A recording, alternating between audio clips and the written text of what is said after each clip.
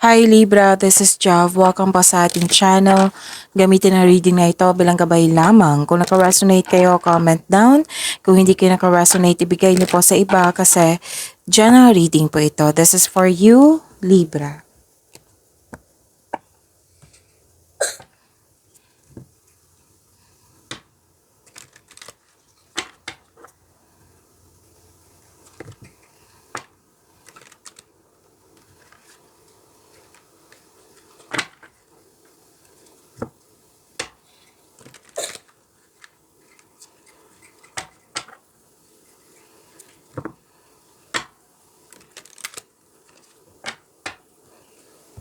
Para po ito sa iyo, Libra.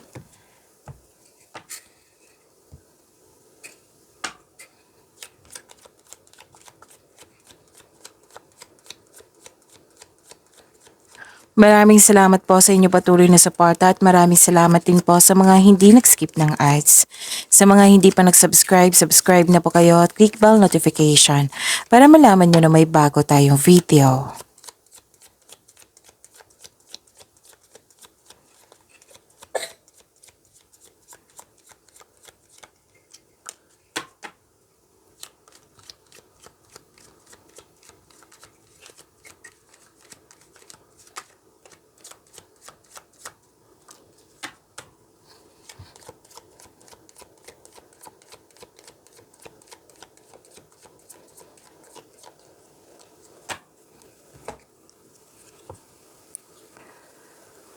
Libra, nakikita ko dito worried ka or nalungkot ka nang dahil sa loss of connection or loss of opportunity or loss of things. Pwedeng nangyari na ito sa nakaraan na naalala mo ngayon or pwedeng mangyayari ngayon na sana'y hindi or sana'y ma-overcome niyo po. So like for example, pwedeng na-miss mo yung tao na hindi na kayo nag-usap na naalala mo ngayon or di kaya'y loss of money, pwedeng nawala, kinuha, na-damage or nagkasta or may nangingialam sa iyo, sa inyong money or sa inyong mga importanteng bagay dyan. Okay, tapos nakita ko dito na may grupo ng tao na I believe this is your family, nag-uusap po sa domestic matters or sa property. Tapos ang ilan sa inyo nagpahinga sa bahay or gustong magpahinga sa bahay kasi you felt relaxed, calm, and security pag nasa bahay kayo. Ang ilan sa inyo home base yung trabaho po. And prosperity is yours. Wow, claim nyo po, prosperity. Okay, may nakita ko ditong isang tao na mahirap kausap. Or sobrang stricto. Or di kaya'y nagkaroon ng delay sa hinihintay, delay sa paggawa ng desisyon, or delay sa paggawa ng aksyon kasi may hesitation. So sana'y ma-overcome niyo po iyan.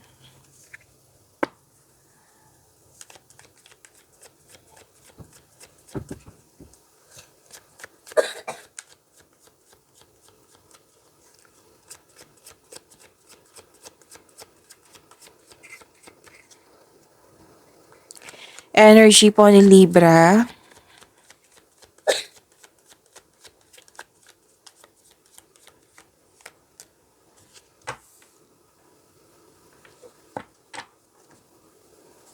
Okay, kunin ko na. Paalala lang po Libra, kung may napansin kayo na ulit na mensahe, yan po yung pinupush ng cards nyo po. Like for example, nanood kayo sa video nung in-upload ko kahapon, tapos ngayon dito, may napansin kayo na repeating message. Yan po yung pinupush ng cards nyo na kailangan yung bigyan ng atensyon, solusyon at aksyon kung maaari po. So, ano po ang energy ni Libra?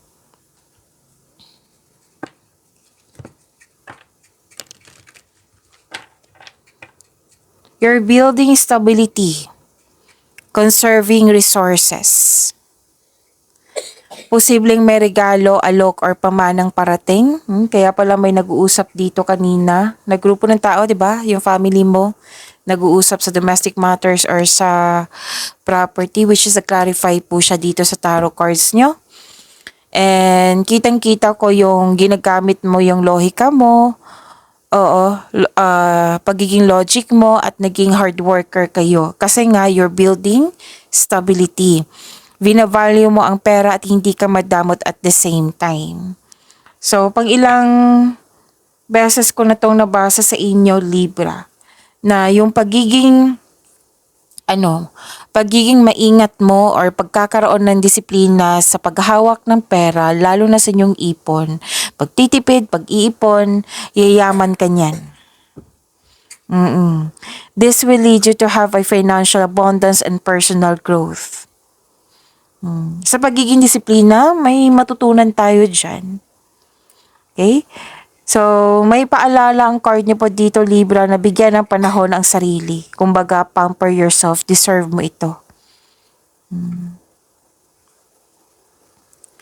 Ang ilan nga sa inyo dito, na gustong, ay hindi siya ilan. Halos kayong lahat. Oo, kasi whether single man, may relasyon sa buhay mag-asawa to. Yung nagiging handa kayo, like for example, yung pagiging masipag mo, is gusto mong bumili ng lupa, bahay, magpapatayo ng bahay. So, nag-iipon kayo kasi may specific goal kayo. Magagawa mo to kasi magaling kang maghawak ng pera, maghawak ng pera, yung pag-iipon po. Lahat kayo nakikita ko dito, nagkaroon kayo ng sense of stability. And ang sabi ng card, makukuha mo to kasi magaling ka. May disiplina sa pera. Okay, yes, sense of stability nakikita ko dito. Ang ilan sa inyo nagtrabaho sa abroad or magtatrabaho pa lang sa abroad. May nagsabi sa akin ngayon na yayaman ka din. It might be may maging partner ka, lalo na sa mga single dito na mayaman. Oo. Or di kaya may partner kayo ngayon na nagtrabaho sa abroad. Oo, kasi kung partner mo mayaman ka rin, di ba? And kitang-kita ko dito, conservative ka talaga sa paghawak ng pera, lalo na sa investment. Kasi gusto mong magkaroon ng financial security, kaya mas focus ka talaga sa pera. You're saving money for the future or may specific goal, kaya sobrang ingat mo sa kaperahan. Yun nga, yung pinupush ng cards nyo dito na huwag niyong kalimutan na magbigay ng panahon sa sarili. Kasi sobrang sipag mo dito Oo. Panahon sa sarili, kumbaga pamper yourself kasi deserve mo to. Like for example, kailangan mo nang bumili ng sapatos. It might be, nasabi ko kahapon to sa inyo kasi lumabas din to but different card. Check nyo po. Like for example lang po ito na yung gamit-gamit mo na sapatos sa work mo. Manipis na yung sapatos mo, yung sirang-sira na. So, kailangan mo rin bumili. Kasi deserve mo naman yan kasi naging masipag ka sa araw-araw. Like for example, nagka-cravings ka ng Jollibee meal. Deserve mo rin. Oo. So, kailangan yung to pamper yourself. Kasi, isa din yan sa makapagbigay ng happiness lalo na sa inyong inner child. Kasi nag-provide ka Binigay mo. Okay? At nakikita ko dito na hindi lang sa paghahawak ng pera, at the same time, naging generous ka sa kapwa mo, lalo na sa pamilya mo. Kaya nga tuloy-tuloy yung prosperity mo. Prosperity is yours. Which is, lumabas dito, di ba may sinabi ako na prosperity? Lumabas dito sa tarot cards nyo.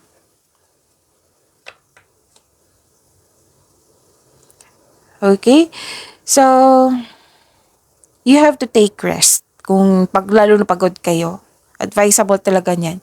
So you have to focus also sa emotional and mental stability. You need to relax and listen to your intuition. Oops, okay.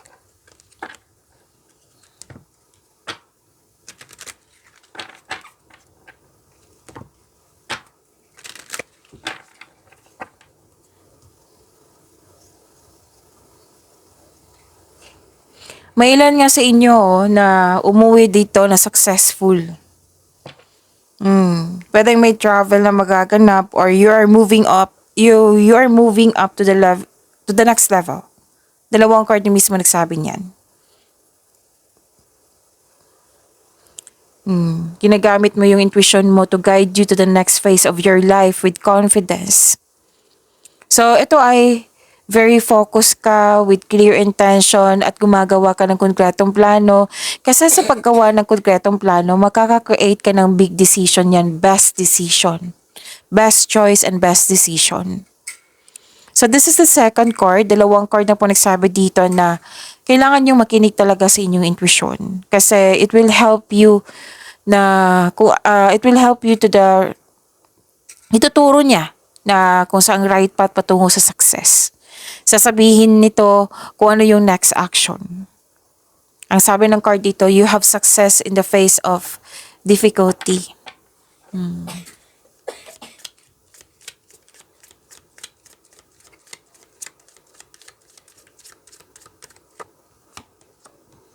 Wisdom. Wisdom comes from experience and reflection. May sabi sa akin dito na naging mas maingat ka na mapag-alaga ka sa relasyon man, lalo na sa pera, kasi pera yung nakikita ko dito eh. Bakit ka naging ganyan? Yung naging disiplinado? Kasi nga, may na-experience kayo dati na sinabi mo na next, kung magkakaroon ng chances na magkakaroon ako ng malaking pera or magandang trabaho, iingatan ko talaga. May sinabi dito. Nagkaroon kasi kayo ng time for reflection. Kung sa inyo, kung ang ilan sa inyo naguguluhan ngayon, oo, kasi may nasabi dito na na worried kayo or ano tawag dito? Or malungkot. So you have to magkaroon ng time for reflection. Kung hindi nyo kung alam yung anong process niyan, magtanong or research kayo. May mga libro niyan. So, wisdom comes from experience and reflection. Yung may naranasan kayo na hirap sa nakaraan, tapos sobrang na-learn nyo talaga yun. May natutunan kayo. Tapos ngayon, may chances na sobrang alagang-alaga mo na. Whether love life to or sa career and money po, sa personal life.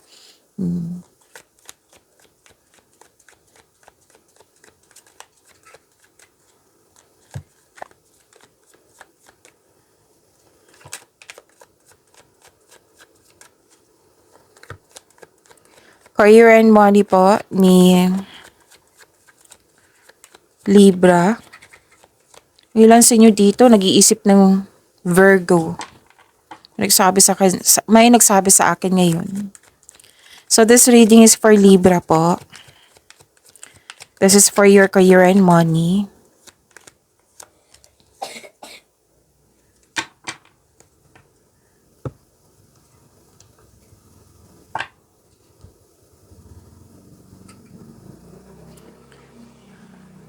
So sa career and money niyo po, Libra,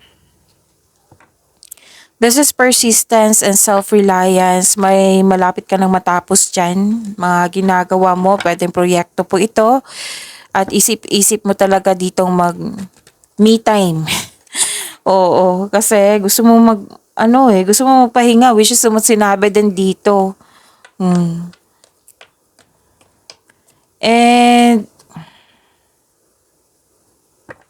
okay, may posibleng may struggles or challenge dyan, whether sa trabaho man, negosyo ba yan. Pero wag kayo mag-alala, Libra, kasi sinabi ng core nyo dito, this is only temporary, basta wag lang kayong sumuko. Continue, to move forward. Oras na para gawin yung huling hakbang tungo sa pagtatapos sa isang proyekto or pagtatapos ng pangmatagalang pagsusumikap. It might be malapit na yung mag-end of contract or malapit matapos yung proyekto dyan. Oo. Tapos isip-isip mo talaga dito na magre-rest day or magbabakasyon ka. So, ingat lang din po kasi maaring may mataas ang ego dyan na kailangan po ng mahabang pasensya. Okay? Nakaramdam ka ng pagod dito pero malapit na matapos to. Oo. So, kailangan yung mag-move forward, tapusin mo yung mga nag-aantay na gawain para makapagbakasyon ka na or magpakapag-rest day ka na.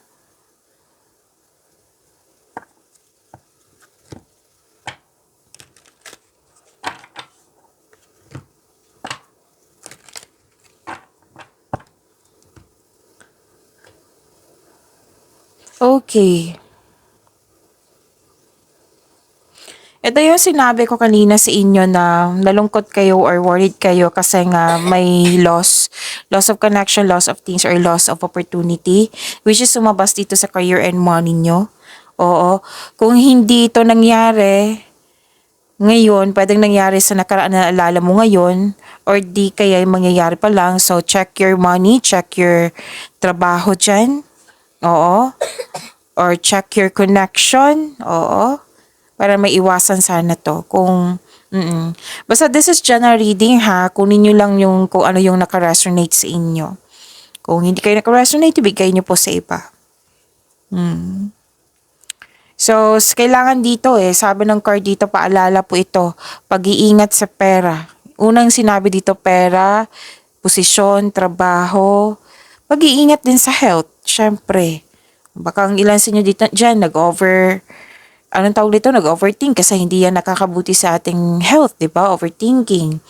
And nakaka-drain kasi yan ng energy. Tapos, huwag kayong mag-focus sa kulang sa inyo. Sabi ng card, kung ano yung kulang sa inyo, huwag kayong mag-focus. Instead, kung may nangyari sa nakaraan, oo, kunin mo yung wisdom message nga. Ano ang natutunan mo sa nakaraan para ma-let go na ito? Ito yung sabi dito, yung natutunan mo sa nakaraan or ngayon. Kasi through experiences, dyan tayo mag-grow. Dyan tayo magiging matured. Oo, kailangan ng time for reflection po. Basta, ang sinabi ng card dito, huwag kayong mag-focus sa kulang sa inyo. Instead, i-workout nyo. Kulang ako nito. So, ano ang dapat kong gawin? Siyempre, hindi pina-abrupt. Yung nirarush mo ang isang bagay, hindi naman yan pwede. Yung bigyan ng solusyon, instead na maging makulong ka sa isang sitwasyon na nagfo-focus ka sa loss. 'Di ba? So, gawa ka ng paraan. Meaning to say, kung may mangyaring ganyan, gawa ka ng paraan para mabigyan mo ng solusyon. And syempre, hindi siya pwedeng i-pressure mo yung sarili mo. One step at a time lang. Basta sinabi ng card dito, huwag kayong mag-focus. Instead, mag-focus kayo sa makontrol nyo. Oo. Kung mag-focus kayo sa hindi makontrol, masasaktan kayo niyan eh. So, mag-focus kayo sa mind healing instead of suffering. Kasi 'di ba? Question yourself. Deserve ko bang mag-suffer or deserve kong magkaroon ng healing? O, question yourself para mabigyan mo ng sagot 'yan. Think positive na makabangon ka. And you are divinely guided. Magtiwala po. Okay?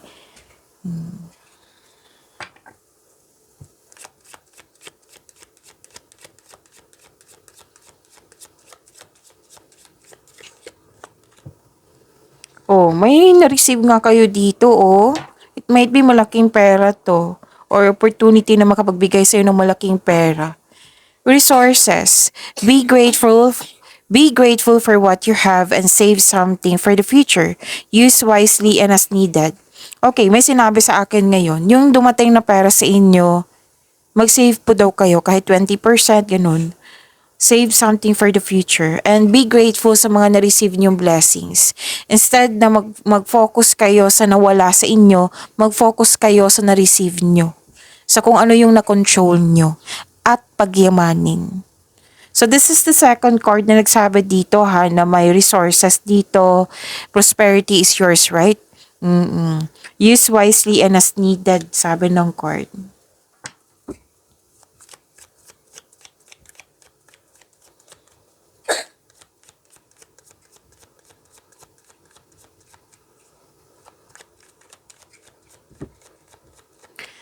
Love life, self-love, partnership, and your man si Libra.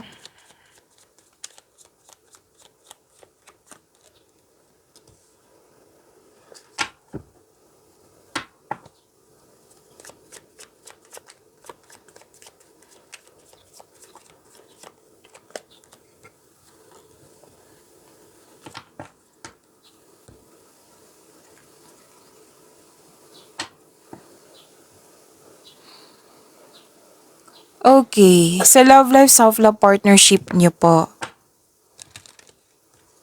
may bagong connection, may romance na parating sa para sa mga single. Ito ay parating na nasa harap mo na. Kasi may nakita ko dito nagpapahiwatig. Sa mga may relasyon, sa buhay mag-asawa, wow. This is the second card na nagsabi dito na you are divinely guided. So, lalo na sa mga may relasyon dito, sabi ng card dito, maaring siya na yung soulmate mo.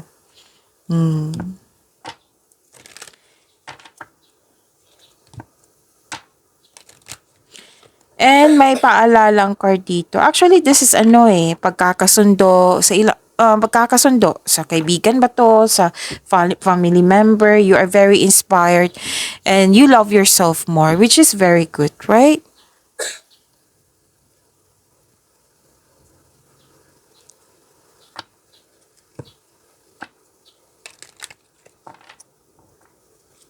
Okay. Ano to whether partner nyo, pwedeng kaibigan mo, family member, kung sino pa yan. Kasi may nakita kong conflict dito. Ang sabi ng card dito, kasi nakikita ko dito sa isang sitwasyon, ilan sa inyo, na habang nagsasalita ka, nagsasalita din siya. Habang nagsasalita siya, nagsasalita ka din. Paano kayo magkakaintindihan yan? So, give and take. Okay, alam nyo na yan. Be willing to hear your partner side also, or partner person or malapit sa'yo para magkaintindihan kayo. Pwede din siya yung hindi nakikinig sa'yo na habang nagsasalita ka. So, kailangan mo lang like for example, introduction na sabihin mo to improve improvement to for improvements in your communication. Magsasalita ako, makinig ka. Magsasalita ka, makikinig ako. So, ikaw muna magsalita. Makikinig ako. Yun. Okay? And itong challenges na sinabi sa inyo dito sa From Your Career and Money, hanggang dito, ma-overcome nyo yan. Huwag kayong mag-alala. So, meaning to say, huwag kayong huminto. Huminto lang kayo kung pagod kayo. Siyempre, pahinga kayo niyan. So, ma-overcome nyo yan. Huwag kayong mag-alala. Kung sa mga single dito, huwag kayong matakot sa difficulties in love. Deserve mong mahalin sa mga single dito. Put a clear intention also. Kailangan maging handa ka din. Okay?